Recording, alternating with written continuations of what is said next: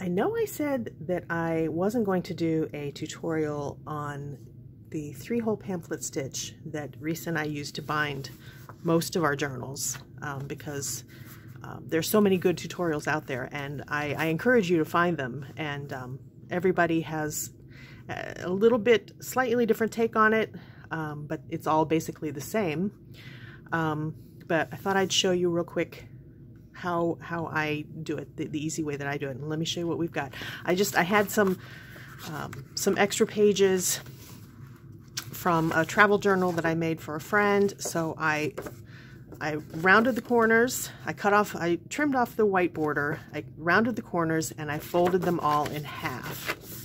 And I've got them in the order that I want them. And I'm not even going to put a separate cover. it's going to be a self cover with this on the front. So let me show you what you'll need are, at least for this. Now there are different tools that you can use. Again, you know, check out various tutorials and find different ways to do this, you know, with different tools. But a couple of binder clips, a very large needle, which I'll show you in here. I like to use wax thread, and then I use 3 awls. You can use 1. There are a number of different tools that you can use, but I'll show you why I like to use these. And all of these supplies, bookbinding supplies, especially this comes in like a kit. They're very inexpensive. But if you don't feel like binding your own journal, I totally understand, because this takes a little bit of practice. It's really not difficult, but you know, it can be a little challenging when you're first learning how to do it. If you don't feel like doing it, that's why Reese and I have several pre-made blank journals in our shop. So go over there and check them out if you want. But let me show you basically how I do this. So I have all my pages together in the order that I want them. I'm going to double check, make sure I don't have any upside down, because I've done that. All right, they're all right side up. They're all lined up how I want them. I'm going to clamp them together. Clamp here, so hopefully they aren't going to move. Okay, and then I take my 3 awls. I've done this with 1. That's fine. Sometimes it depends on how many pages I have, the thickness of what I'm working with. That will determine what tools I use to poke in here. And sometimes I will put a piece of foam behind it to poke into, but this is only what, 4 pages, so it'll be easy to poke through. So I find the middle, which is really easy on this design, because you can see right here is going to be the middle. So carefully, without poking yourself, push your awl through. And again, with 4 pages, it's really easy. And I give it a little wiggle to make the hole relatively big, and you'll see why. Not huge. I mean, I'm not making a big hole, but there it is. And then I'm going to put 1 down here. You know what? I think I'll put it right here on this edge of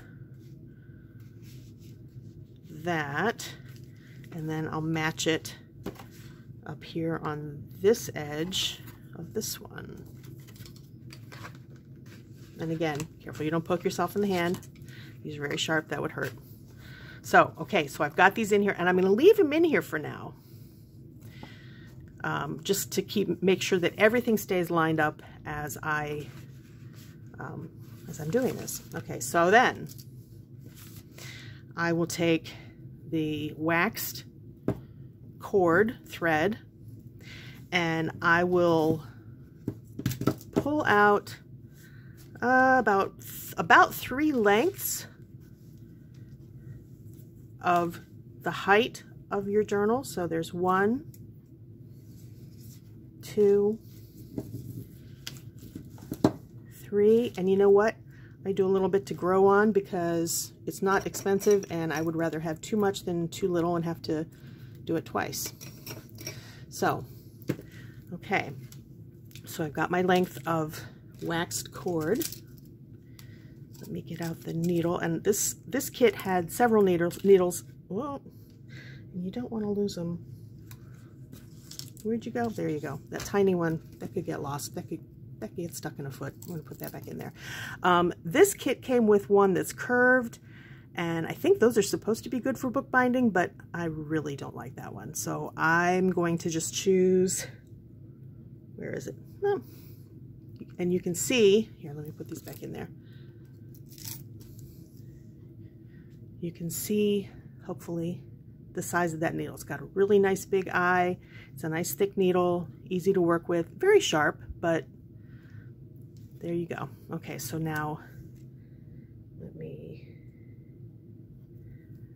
thread it. The benefit of having a really nice big eye on the needle. And I'm just gonna leave a little tail. It doesn't need to be a whole lot of tail. It doesn't need to be in half. Okay, so I've got it threaded. I'm gonna start by, and you know what, I'm going to sit down for this. Hope you can see. I'm going to start by taking out the awl in the middle, set that aside, and from the inside, and you can do this from the outside too, but I usually do it from the inside. From the inside, put it through all layers and pull it through, leaving about that much of a tail. Doesn't matter. You're going to need to leave enough that you can tie a knot in it later. Okay, so that's out through the middle hole. Then we're going to bring it in through either the top or the bottom. And it doesn't really matter which. Take out that awl, I'll do it through the top. Put it in through that hole. Oop. Go. Pull it and just make sure that it's, you know, reasonably tight, that you don't have a big, that it's not caught on anything on this side. Okay, so now you're back on the inside again. Take out your third awl and put it out through the bottom hole, or the top if you start with the bottom, whichever, the one that hasn't been used yet. All right, so now you went out through the middle, in through the top, out through the bottom. So now our cord is on the back. You're going to bring it in through the middle again. Right like this. Right like this. And then kind of give it a tug. Make sure everything is kind of snug. You don't want to rip the paper pulling it so tight, but there you can kind of see. I hope you can see. Then the only other thing that you really need to make sure, let me take my glasses for this because I need to be able to see and make sure my eyes aren't that green. Okay, you want to have this tail on one side of the middle string and this tail on the other side. So if they're both on the same side, slide one under. So what do we have here? All right, it came up with this one on this side, this one on this side.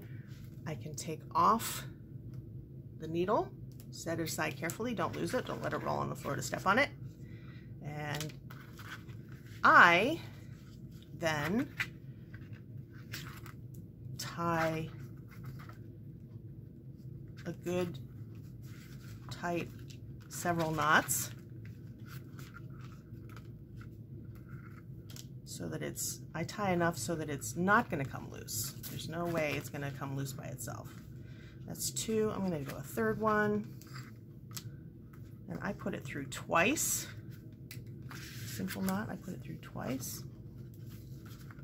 And then you could cut it off there and it will look fine. I tend to also tie a little bow in it,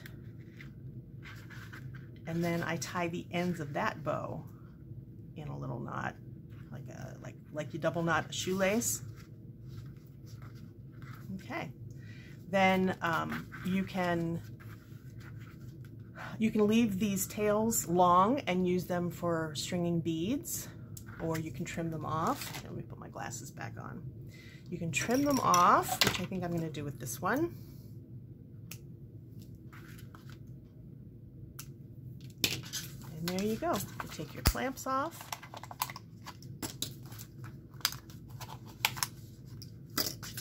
And there you've got it. 3-hole pamphlet stitch. Your journal is bound. I hope I didn't make that look any more complicated than it is, because it really is not difficult, but it's kind of a neat thing to know how to do, I think. If you do that, now you are officially a bookbinder, right? What's better than that? So, okay. If you have any questions, as always, feel free to message us. And thank you very much from Lovely Villain Designs.